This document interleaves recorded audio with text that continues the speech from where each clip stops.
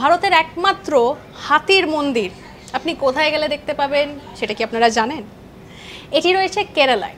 কেরালায় গেলে আপনি কিন্তু দেখতে পাবেন একমাত্র মন্দির যেটা হাতির জন্যে বানানো হয়েছে। এই মন্দিরের আলাদা একটি নামও রয়েছে, সেই নামটি হচ্ছে গুরুভায়ুর টেম্পল।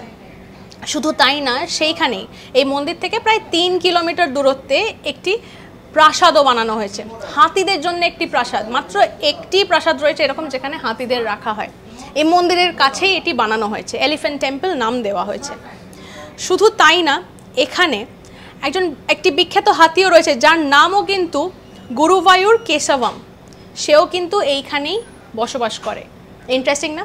এরকম নানা ফেস্টিভ্যালস বা এরকম উৎসব বা এরকম মন্দিরের সঙ্গে কত না ইতিহাস জড়িয়ে রয়েছে, আর সেই সকল ইন্টারেস্টিং ফ্যাক্টস আপনাদের জন্য আমরা তুলে ধরি। এইরকম অনেক ফ্যাক্টস রয়েছে আপনাদের জন্য, কমেন্ট সেকশনে কিন্তু লিখে জানাতে ভুলবেন না। আর যারা আপনারা এই মন্দিরে ঘুরতে গেছেন, আপনাদের এক্সপিরিয়েন্স কেমন সেটাও আমাদের লিখে জানান। লাইক, শেয়ার, সাবস্ক্রাইব করুন এবং সঙ্গে রাখুন আজ তক বাংলাকে।